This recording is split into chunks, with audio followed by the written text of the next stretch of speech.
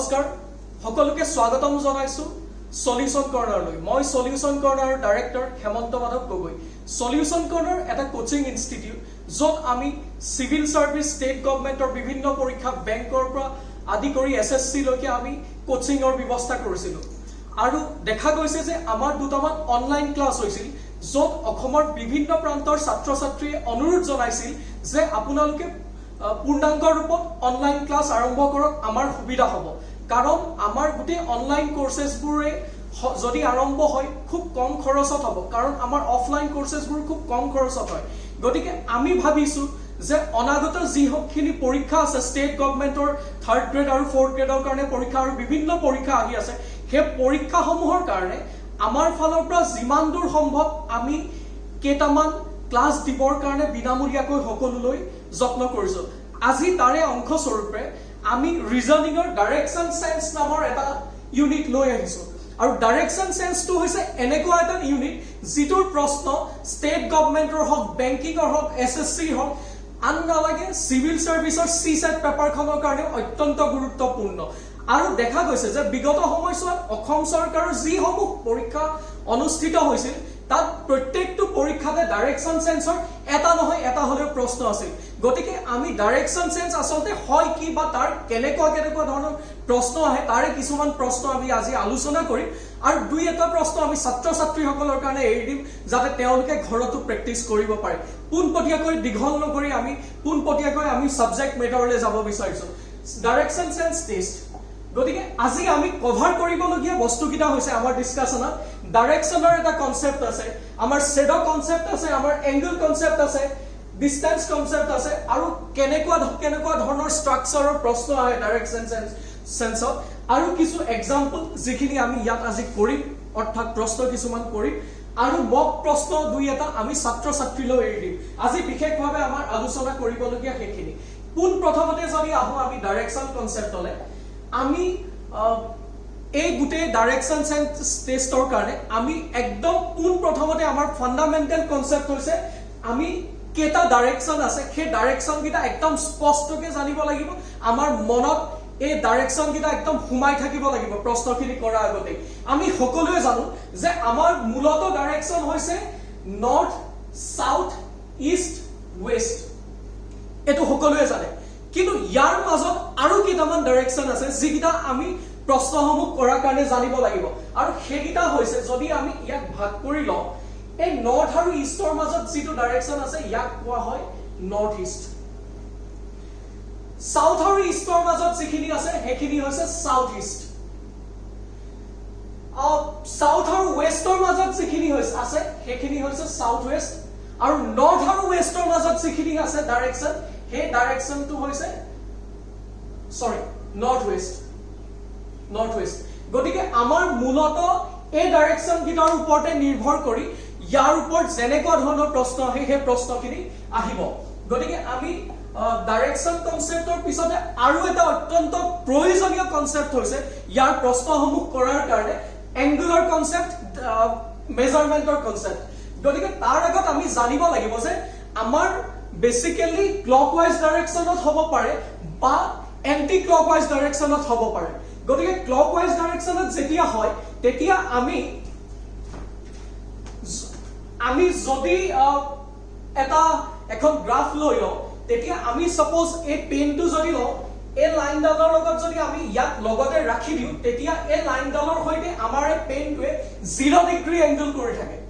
আৰু আমি যদি এই পেনটো এই লাইনডালৰ লগত তুলনা কৰি অলপ ঘূৰাই দিওঁ এই গুটে পাৰ্টটোৰ এই যিখিনি পাৰ্টটোৰ মই দেখুৱাবলৈ যত্ন কৰিম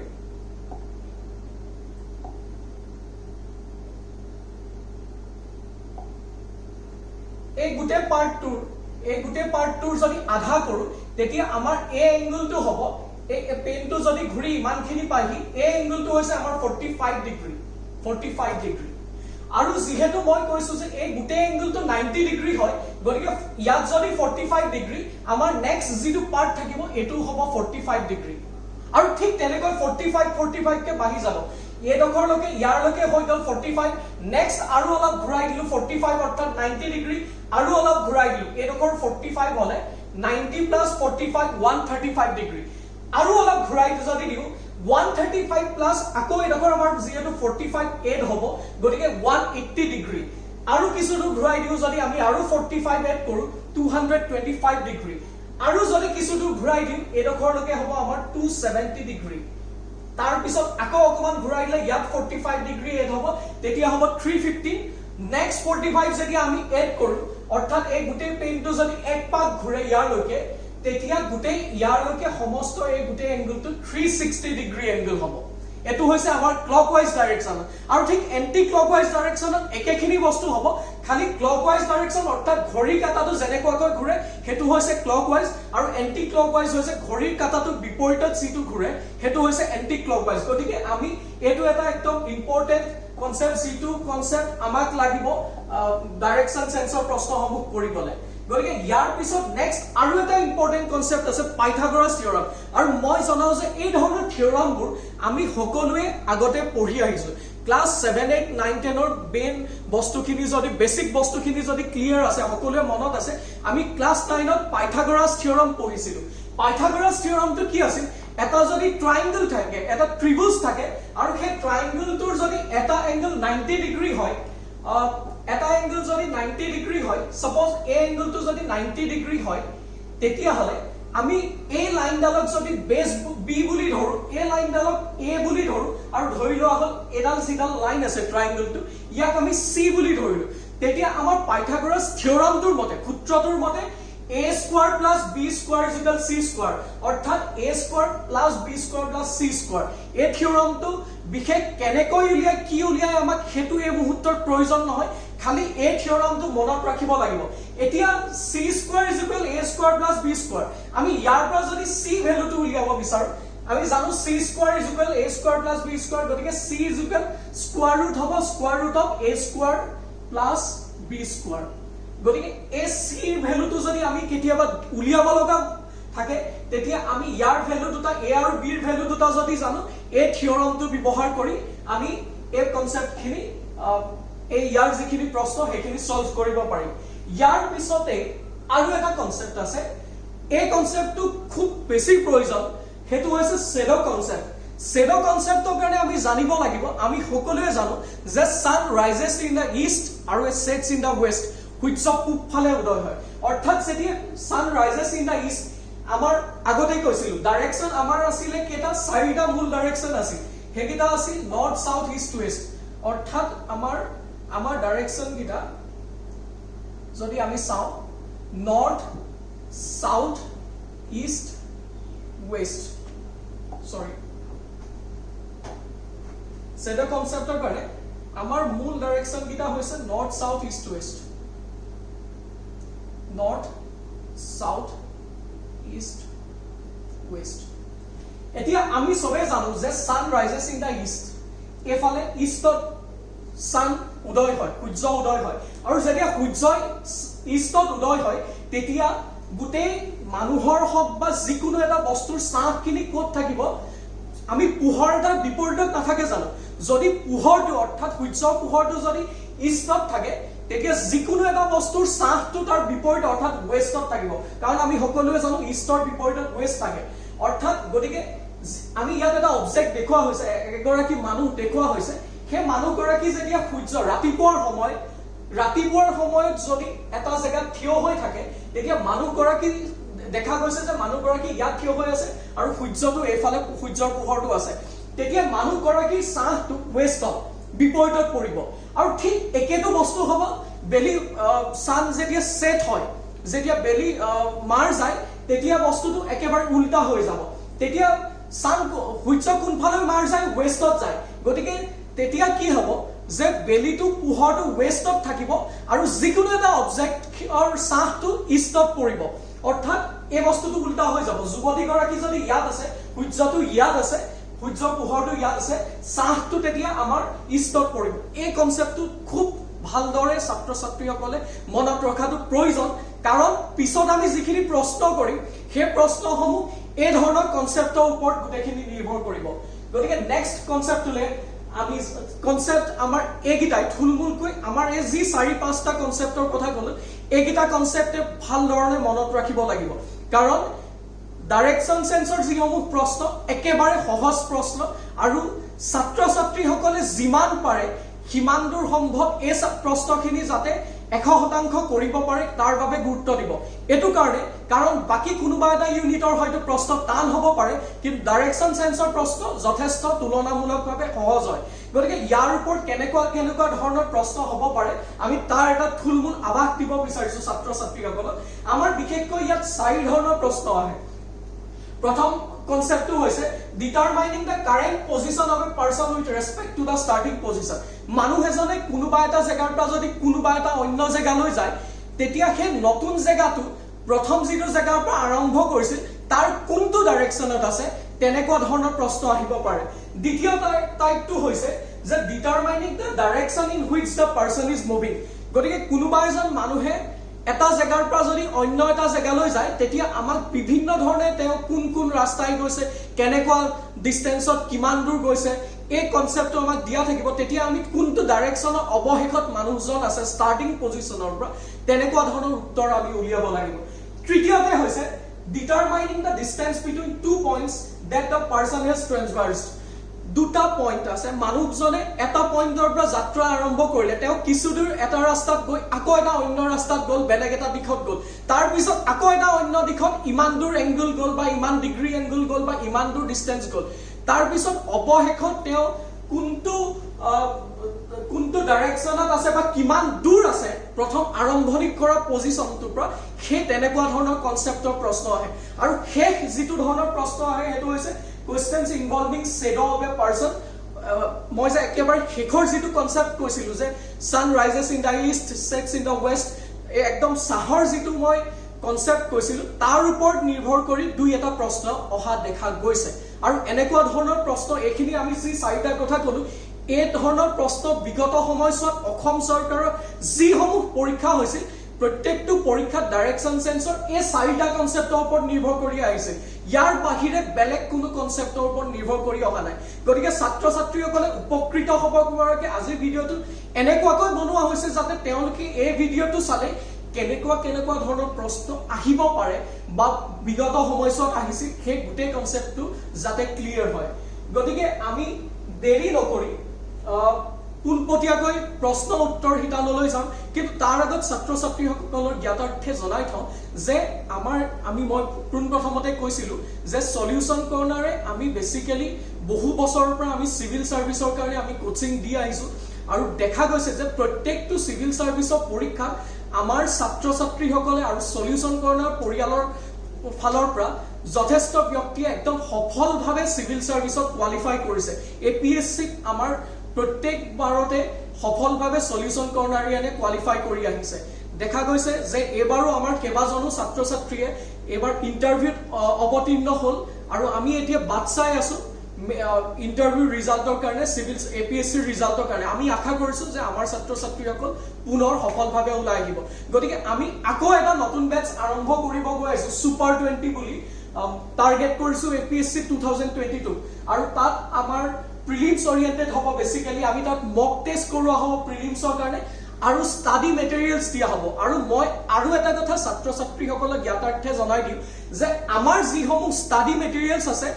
তাৰ যিখিনি সি সেটৰ মেটেৰিয়েলছ মই এটা কথা ছাত্ৰ ছাত্ৰীসকলক ক'ব পাৰো একদম দৃঢ়তাৰে যে আমাৰ সি সেটৰ মেটেৰিয়েলছ খিনি ইমানে বেছি ধুনিয়াকৈ বা ভালকৈ বা ইমান বেছি স্টাডি কৰি বনোৱা হৈছে যে যিকোনো এজন ছাত্ৰ বা ছাত্ৰীয়ে সি সেট পেপাৰখনৰ কাৰণে আমাৰ স্টাডি মেটেৰিয়েলছ খিনি যদি পঢ়া শুনা কৰি বাহিৰৰ একো কিতাপ পত্ৰ নপঢ়ে বা এটাও প্ৰশ্ন নকৰে তথাপিও আমাৰ মেটেৰিয়েলছ খিনি যে যদি কেৱল পঢ়ে তথাপিও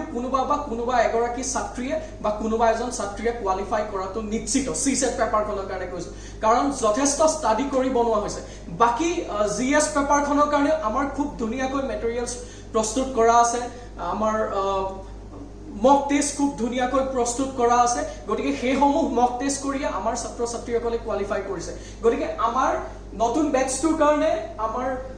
ৰেজিষ্ট্ৰেচন চলি আছে অহা 15 জুলাইৰ পৰা আৰম্ভ হ'ব আৰু আমাৰ আৰ্লি বাৰ্ড ডিসকাউন্ট হিচাপে 3000 रुपीस ডিসকাউন্ট দি থকা হৈছে গতিকে এইখিনি কথা ছাত্ৰ ছাত্ৰীসকলক জ্ঞাতাৰ্থে জনাই থলো দেৰি নকৰি পুনপটীয়াকৈ প্ৰশ্ন উত্তৰ হিতানলৈ যাম প্ৰথম প্ৰশ্নটোলৈ যাম প্ৰথম প্ৰশ্নটো আছে যে Vikram walks 5 kilometer towards south and then turns to the right. After walking 3 kilometers, he turns to the left and walks 5 kilometers. Now in which direction is it from the starting position? মই যে কৈছিলো আমাৰ চাৰি ধৰণৰ প্ৰশ্ন আহে তাৰে এটা ধৰণৰ প্ৰশ্ন এটো আমাক চাৰিটা অপচন দিয়া থাকিব এতিয়া আমি চাব লাগিব উত্তৰটো কেনেকুৱা হয় আমাক ইয়াত কি কোৱা হৈছে Vikram walks 5 kilometer towards south তাৰ বাবে একদম প্ৰথমতে আমি ডাইৰেকশন গিটা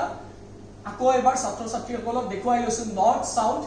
ইষ্ট আৰু এফালে কি হ'ব ওয়েস্ট গতিকে Vikram walks 5 kilometer towards south অৰ্থাৎ বিক্ৰম যদি ইয়াত থিয় হৈ আছে এটা পইণ্টত 5 kilometer towards south সাউথত হলে কোনফালে যাব ওপৰলে নে তললে তেওঁলোক তললে যাব বিক্ৰম কিমান যাব 5 kilometer towards south and then turns right ইয়াৰ পিছত যদি ৰাইটত যায় এফালে যাব নে এফালে আহিব ৰাইটত গলে কিমান আহিব মই এতিয়া এই প্ৰশ্ন এডখত খুব গুৰুত্বপূৰ্ণ যে ৰাইট বুলি গলে and then turns right মই মোৰ ৰাইটটো চালে নহব মোৰ ৰাইটটো হলে এফালে হ'ব মোৰ ৰাইটটো হলে বা আমি যিজনে প্ৰশ্নটো উত্তৰ কৰি থাকো আমাৰ ৰাইটটো চালে এফালে হ'ব লক্ষণীয় কথা ডাইৰেকশন সেন্সত এটোৱে যে প্ৰশ্নসমূহ আমাৰ দৃষ্টিকোণৰ পৰা নহয় যিজন মানুহৰ কথা কোৱা হৈছে প্ৰশ্নত আমি তেওঁৰ দৃষ্টিকোণৰ পৰা চাম ইয়াত বিক্ৰমৰ কথা কোৱা হৈছে যত তেওঁ 5 কিলোমিটাৰ সাউথত আহি এতিয়া ৰাইটত গল গতিকে তেওঁৰ বিক্ৰম যেতিয়া তললে আহি থাকে সাউথলে আহি থাকে তেওঁৰ ৰাইট এটো সাইড হ'ব গতিকে ৰাইটত আহিলে ৰাইট আফটাৰ ওয়াকিং 3 কিলোমিটাৰ অৰ্থাৎ এফালে 3 কিলোমিটাৰ আহিলে 3 kilometre and then he turns left ইয়াৰ পিছত তেওঁ আহি লেফটত গল গতিকে তেওঁৰ লেফট কোনফালে হ'ব তললে হ'ব হয়নে and then turns left 5 kilometre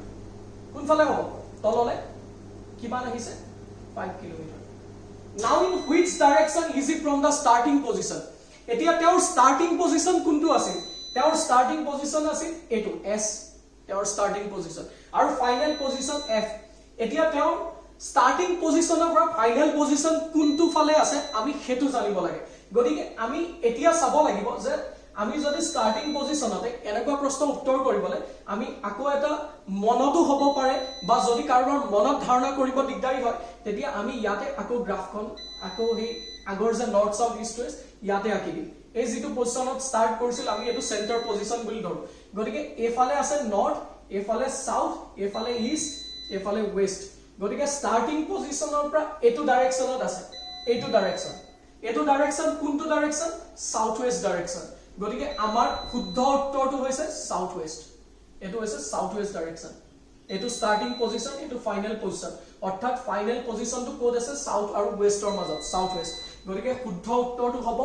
south West গতিকে এনেকুৱা ধৰণৰ প্ৰশ্ন পৰীক্ষা আহি আছে আৰু এতিয়া যিসমূহ পৰীক্ষা আছে তাতো অহাৰ যথেষ্ট সম্ভাৱনা আছে এটা প্ৰশ্ন চালো পোনপটীয়াকৈ দ্বিতীয় প্ৰশ্নটো লৈ যাম দ্বিতীয় প্ৰশ্নটো এটা অন্যতম গুৰুত্বপূৰ্ণ প্ৰশ্ন দ্বিতীয় প্ৰশ্নটোত কৈছে যে সাহিল puts his timepiece মানে ঘড়ীৰ কথা কৈছে on a table in such a way that 6 p.m. at 6 p.m. our hand points to north in which direction the minute hand will point at 9:15 p.m. এটা সাহিল নামৰ লৰাজনে তেওঁ ঘড়ীটো এনেকুৱাকৈ ৰাখিছিল যে যেতিয়া 6 বাজিছিল সন্ধিয়া 6 বাজিছিল তেতিয়া ঘড়ীৰ যেটো ঘণ্টাৰ কাটা আৱাৰ হেণ্ডটো নৰ্থত পইণ্ট কৰি আছিল অৰ্থাৎ আমি এটা ঘড়ী যদি আঁকি লওঁ ঘড়ী যদি আকো ইয়াত কি হ'ব আমাৰ ঘড়ীত আমাৰ কোনটো জায়গাত কোনটো কাটা থাকে আমি চাম যদি এটো 12 ইয়াত কি থাকিলে 3 ইয়াত 6 থাকিলে আৰু ইয়াত 9 থাকিলে এটো আমাৰ ঘড়ীটো নহয় জানো এটো আমাৰ ঘড়ীটো গতিকে 6 বজাত আৱাৰ হেণ্ডটো নৰ্থ আমি 6 বজাত প্ৰথম আৱাৰ হেণ্ডটো আঁকিলো এটো ঘণ্টাৰ কাটা আৰু দীঘলডাল হৈছে মিনিটৰ কাটা ছুটিডাল হৈছে আৱাৰৰ কাটা হেতু সকলোৱে জানে গতিকে 6 বজাত আৱাৰ হেণ্ডটো নৰ্থত পইণ্ট কৰি আছে এটা আৱাৰ হেণ্ড আৰু এটো কোড পইণ্ট কৰি আছে বুলি কৈছে নৰ্থত অৰ্থাৎ এই সাইডটো নৰ্থ ইনে আমি প্ৰথমতে কৈছিলো যে নৰ্থটো এফালে আছে সাউথটো এটো মই এক্সাম্পল হিচাপে দেখুৱাইছিলো কিন্তু তেও কেতিয়াবা কোনোবা বহিখন উল্টাই লওঁতে বা কিবা কৰোঁতে তেওঁ নৰ্থটো এইটো ডাইৰেকশ্যনত পৰিলে গতিকে যেতিয়া নৰ্থটো আৱাৰ হেণ্ডটো নৰ্থত পৰিছে নৰ্থৰ এগেইনষ্টত কি আছে সাউথ আছে নৰ্থৰ এগেইনষ্টত সাউথ আছে আৰু যদি এফালে নৰ্থ হয় এফালে সাউথ হয় এফালে ইষ্ট হ'ব আৰু এটো দিশত ওয়েস্ট হ'ব ওয়েস্ট এতিয়া আমাক সুধিছে যে 9:15 PM ত মিনিট হেণ্ডাল কোনফালে আছিল 9:15 হলে আমি এটো 9 বজাত আৱাৰ হেণ্ডটো অৰ্থাৎ চুটি কাটাডাল 9 ফালে আছে 9:15 গতিকে দীঘল কাটাডাল কোনফালে থাকিব 3 ফালে থাকিব এটো 9:15 এতিয়া 9:15 বাজিছে গতিকে 9:15 ত আমাক সুধিছে in which direction the minute hand will point at 9:15 9:15 minute hand এডাল হৈছে মিনিট হেণ্ড এডাল এটো কোনফালে মুভ কৰি আছে সুধিছে গতিকে আমি কি দেখিছিলো এফালে যদি সাউথ এফালে নৰ্থ এফালে সাউথ এফালে ইষ্ট এফালে ওয়েস্ট অৰ্থাৎ আমাৰ মিনিট হেণ্ডাল ওয়েষ্টত মুভ কৰি আছে গতিকে আমাৰ শুদ্ধ উত্তৰটো হ'ব ওয়েস্ট গতিকে এনেকুৱা ধৰণৰ প্ৰশ্ন বিগত সময়ছোৱাত অহা দেখা গৈছে গতিকে প্ৰশ্নসমূহ আকৌ কৈছো যে টান নহয় খালি কৰবাত নহয় কৰবাত মনত ভিজুৱেলাইজ কৰিব পাৰিব লাগিব যে নৰ্থ কোনফালে আছে সাউথ কোনফালে আছে ইষ্ট কোনফালে আছে ওয়েস্ট কোনফালে আছে যেতিয়া ভিজুৱেলাইজ কৰিব পাৰিব ক্যান্ডিডেট জনে তেতিয়া বস্তুখিনি কৰিবলৈ সহজ হ'ব গতিকে এনেকুৱা ধৰণৰ প্ৰশ্ন বহু সময়ত অহা দেখা গৈছে আমি এটা নতুন প্ৰশ্ন লৈ যাম নতুন প্ৰশ্নটোত লিখা আছে যে Neha walked 20 meters towards north. Then he turned right and then she turned 20 meter, turned right and walks 30 meter. Then she turns right and walks 35 meter. Then she turns left and walks 15 meter. Finally, she turns left and walks 15 meter. In which direction and how far is she from the starting position? He moi je koisil eta directionot goi ase next aru eta rasta bodli korise আকৌ এটা অন্য ৰাস্তা বদলি কৰিছে গতিকে প্ৰথম starting পজিশনৰ পৰা final position কোনটো ডাইৰেকশনত আছে আমি হেতু উলিয়াব লাগে গতিকে পোনপটীয়াকৈ আমি যাও যে নৰ্থ সাউথ কোনফালে নৰ্থ সাউথ এফালে ইষ্ট হয় না নহয় এফালে ইষ্ট এফালে ওয়েস্ট এতিয়া প্ৰশ্নটোলৈ যাও Neha walked 20 metres toward north north বুলি ক'লে কোনফালে যাব আমি সদায় মানুহটো সেন্টাৰত আছে বুলি ধৰি লৈছো যদি মানুহটো ইয়াত আছে বুলি ধৰিছো এটোৱে সেন্টাৰ তেতিয়া নৰ্থত 20 মিটাৰ গলে কোনফালে যাব ওপৰলে যাব কিমান গৈছে 20 and then turns right and then she turns right এতিয়া ৰাইটত গলে কোনফালে যাব এফালে যাব কিমান দূৰ যাব 30 metre and she turns right again ইয়াৰ পিছত আকৌ ৰাইটত যাব অৰ্থাৎ এই পইণ্টটো পোৱাৰ পিছত যেতিয়া ৰাইটত যাব অৰ্থাৎ তললৈ যাব কিমান দূৰ যাব 35 মিটাৰ যাব 35 মিটাৰ 20 মিটাৰ ইয়ালৈকে আহিলে এডখৰলৈকে 20 মিটাৰ 20 পিছত আৰু থাকিলে কিমান 15 মিটাৰ আৰু এডখৰ 15 এডখৰলৈকে 20 এডখৰ লগ লগাই এডখৰ 15 20 plus 15 35 গতিকে 35 মিটাৰ আহিল Then she turns left and walks 15 meter. এই পজিশনটো পোৱাৰ পিছত আকৌ লেফটত যায় এতিয়া আকৌ মই আকৌ কৈছো যে মোৰ লেফটটো চালে নহব মই নেহাৰ লেফটটো চাব লাগিব এই পইণ্টটো পোৱাৰ পিছত নেহাৰ লেফটটো হৈছে ইটো সাইড যেটো আমাৰ ৰাইট সাইড গতিকে কিমান দূৰ যায় 15 মিটাৰ ইয়াৰ পৰা আকৌ 15 মিটাৰ গল 15 মিটাৰ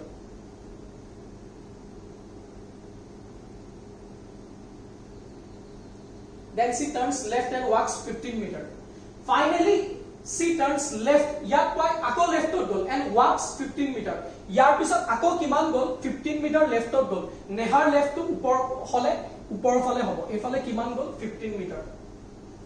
এতিয়া আমাৰ উলিয়াব লাগে 15 মিটাৰ এডখৰ লগে কাৰণ আমি জানো এই পাৰ্টটো যেতিয়া 15 মিটাৰ এডখৰ লগে 15 মিটাৰ এতিয়া আমি উলিয়াব লাগে in which direction and how far is she from starting position কোনটো আমাৰ এইটো s আৰু এটো হৈছে ফাইনাল পজিশন এতিয়া আমাৰ স্টাৰ্টিং পজিশনৰ পৰা কোনফালে আছে হেতু উলিয়াব লাগে গতিকে এটো যদি আমাৰ স্টাৰ্টিং পজিশন হয় ইয়াত যদি আমি নৰ্থ সাউথ যদি ভাবি লও ইষ্ট ওয়েস্ট ভাবি লও তেতিয়া ফাইনাল পজিশনটো কোনফালে আছে স্টার্টিং পজিশনৰ পৰা এটো ফাইনাল পজিশনটো ইষ্টত আছে কাৰণ এই সাইডটো হলে নেহাৰ ইষ্ট হয় গতিকে ইষ্টত আনসাৰটো হ'ব ইষ্ট আৰু কিমান ডিসটেন্সত আছে উলিয়াব লাগে আমিতো গম পাইছো যে ইয়াত ইষ্টত এটাই আছে 45 মিটাৰ কিন্তু 45 মিটাৰ হয় নে নহয় আমি জানিব লাগে এতিয়া এই ডিসটেন্সটো অৰ্থাৎ এই ডিসটেন্সটো কিমান দূৰত আছে হেতু উলিয়াব লাগে হেতু উলিয়াবৰ কাৰণে জানো যে এই ডিসটেন্সটো আমাৰ 15 মিটাৰ এটো 15 আৰু এই ডিসটেন্সটো 30 মিটাৰ অৰ্থাৎ 15 প্লাস 30 ইজ ইকুৱেল 45 মিটাৰ গতিকে 45 মিটাৰ ইষ্টত গতিকে আমাৰ শুদ্ধ উত্তৰ কোনটো 45 মিটাৰ ইষ্ট প্ৰশ্নবোৰ টান একেবাৰে নহয় খালি প্ৰশ্নবোৰ কৰবাত নহয় কৰবাত আগতে যদি আমাৰ ছাত্ৰ ছাত্ৰীয়ে কৰা নাই গতিকে ভাবি থাকিব পাৰে যে ডাইৰেকশন সেন্স খুব টান বস্তু কিন্তু সবতকৈ যদি সহজ বস্তু আছে হয়তো ডাইৰেকশন সেন্সে আছে এইটো প্ৰশ্ন চাব বিচাৰিছো ইয়াত কি আছে ইয়াত কোৱা হৈছে যে Avani started walking positioning his back towards the sun after some times he turned left and turned right and towards left again in which direction is he going now yet in which direction is he from the starting position বুলি কোৱা নাই কোনফালে গৈ আছে এতিয়া গতিকে ইয়াৰ উত্তৰটো আমি কৰিম ইয়াত আমাক কি কৈছে যে Avani started walking positioning his back towards the sun সূৰ্যৰ পোহৰটো যিফালে আছিল বা সূৰ্যটো যিফালে আছিল হেফালে অবনিছৰ পিছ সাইডটো আছিল কিন্তু এটো ৰাতিপুৱা নে গধূলি আমাক কোৱা হোৱা নাছিল যেটো কাৰণে আমি নিশ্চিত নহয় যে সানটো আসলতে ইষ্টত আছিল নে ওয়েষ্টত আছিল কিন্তু আমি ধাৰণা কৰি ৰৈছো যে সময়টো মৰ্নিং আছিল গতিকে সানটো থাকিব ইষ্টত সান ৰাইজেস ইন দা ইষ্ট গতিকে যেতিয়া সান ইষ্টত থাকিব তেতিয়া অবনিছৰ এফালে বেক সাইডটো থাকিব আৰু অপোজিট ডাইৰেকশনত অবনিছ গৈ আছিল এফালে সানটোৰ ফালে বেক দি গতিকে আমি ধৰিলো যে অবনিছ এটো ডাইৰেকশনত গৈ আছে after some times he turned left a position to যোৱাৰ পিছত অবনিছৰ লেফটত টাৰ্ন হ'ব অবনিছৰ লেফট কোন ফালে হ'ব তললে হ'ব লেফট and turn right ইয়াৰ পিছত অবনিছে ৰাইটত গ'ল কিন্তু আকৌ কৈছিল যে আমাৰ ৰাইটত নহয় অবনিছৰ ৰাইটত গতিকে অবনিছৰ ৰাইটত গলে কোন ফালে হ'ব এফালে হ'ব and then left again এই পজিশনটো পোৱাৰ পিছত যদি লেফট যায় অবনিছে তেতিয়া কোন ফালে হ'ব এফালে হ'ব অৰ্থাৎ এফালে গৈ আছে এতিয়া আমাক উলিয়াব লাগে in which direction is it going now starting positionৰ পৰা কোনটো ডাইৰেকশনত আছে আমাক হেতু উলিয়াব নালাগে starting position এটো finishing position এটো কিন্তু ইয়াত finishing position নাই গৈ আছে is it going now গতিকে এতিয়া কোনটো ডাইৰেকশনত গৈ আছে এটো ডাইৰেকশন কোনটো ডাইৰেকশন অৰ্থাৎ নৰ্থ সাউথ ইষ্ট ওয়েস্ট অৰ্থাৎ অবনিছ সাউথৰ ফালে গৈ আছে গতিকে আমাৰ সাউথ থকা ইয়াত অপচন কোনটো আছে এটো আৰু এটো এতিয়া যদি বস্তুটো উল্টা হলেতে এতিয়া আমাক উলিয়াব লাগে এগিটাটো আমাৰ অপচন নহয় এটো অপচন হ'বই নোৱাৰে এটো অপচন হ'ব নোৱাৰে এটো তাৰ ভিতৰত কোনটো এতিয়া কোৱা হৈছিল আমি ধাৰণা কৰি লৈছিল যে মৰ্নিং আৰু যদি মৰ্নিং নহয় ইভিনিং হলেতে তেতিয়া আকৌ বস্তুটো অবনিছ এফালৰ পৰা এফালে সূৰ্যটো থাকিলেহেঁতেন এফালে আহিলেহেঁতেন তাৰ পিছত আকৌ এফালে আহি আকৌ তললে আহিলেহেঁতেন অৰ্থাৎ ওপৰলে গ'লেহেঁতেন আমাৰ ভুল উল্টা হৈছে ওপৰলে গ'লেহেঁতেন অৰ্থাৎ তেওঁৰ ডাইৰেকশনটো হয় সাউথত নহয় নৰ্থত যদি ইষ্টত হয় যদি মৰ্নিং হয় তেতিয়া সাউথত যাব আৰু যদি ইভিনিং হয় তেতিয়া সান সেটস ইন দা ওয়েষ্টত থাকিলে তেতিয়া নৰ্থত হ'ব এই ডায়াগ্ৰামটো আমি উল্টাই দিলে হ'ল তেতিয়া গতিকে আমাৰ অপচন কোনটো থাকিলে নৰ্থ অৰ সাউথ গতিকে আমাৰ শুদ্ধ উত্তৰ নৰ্থ অৰ সাউথ গতিকে আমি হেতু হিচাপে কৰিলেই হ'ল গতিকে ইয়াৰ পিছৰ প্ৰশ্নটো লৈ যাওঁ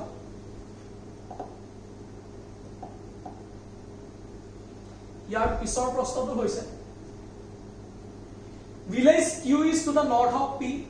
the village R is to the east of Q the village S is to the left of P in which direction is village S with respect to village R ইয়াত কেখনমান গাঁৱৰ ডাইৰেকশন দিয়া আছে কোনখন ভিলেজৰ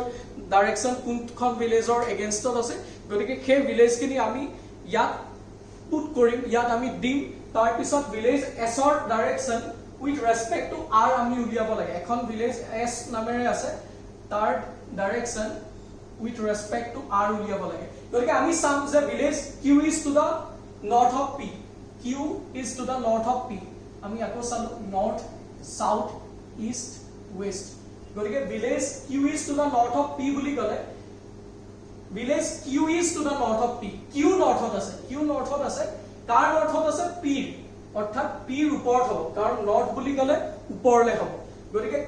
কোন নৰ্থত আছে q নৰ্থত আছে p নৰ্থত আৰু নেক্সট আছে যে the village r is to the east of q r is to the east of q east বুলি কলে কোন ফালে হ'ব ৰাইট সাইডে হ'ব আৰু ৰাইট সাইডে q ৰাইট সাইডে কোন হ'ব r কাৰণ r নৰ্থত আছে r is to the east of q r eastত আছে q the village s is to the left of village p p leftত আছে village s অৰ্থাৎ ইয়া village s হ'ব এতিয়া আমি উলিয়াব লাগে in which direction is the village s with respect to আমাক উলিয়াব লাগে village s with respect to village r r ৰ হৈতে r ৰ ৰেসপেক্টত village s কোনটো ডাইৰেকশনত আছে গতিকে আমি ইয়াতে যদি গ্ৰাফখন চাও নৰ্থ সাউথ ইষ্ট ওয়েস্ট গতিকে এটো ডাইৰেকশনত আছে এটো কোনটো ডাইৰেকশন সাউথ ওয়েস্ট অৰ্থাৎ আমাৰ শুদ্ধ উত্তৰটো সাউথ ওয়েস্ট এটো ডাইৰেকশনত আছে r ৰ ৰেসপেক্টত s সাউথ ওয়েস্টত আছে গতিকে শুদ্ধ উত্তৰটো হৈছে সাউথ ওয়েস্ট আমাক অপচন কিটা দিয়াই থাকে শুদ্ধ উত্তৰ তাতে ঘুমাই থাকে খালি আমাৰ দায়িত্বটো হৈছে শুদ্ধ উত্তৰটো আমি বাছি উলিওৱা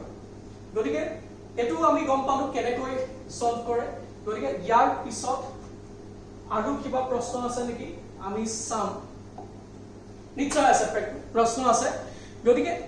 আমি ইয়াৰ ওপৰত ধাৰণা কৰি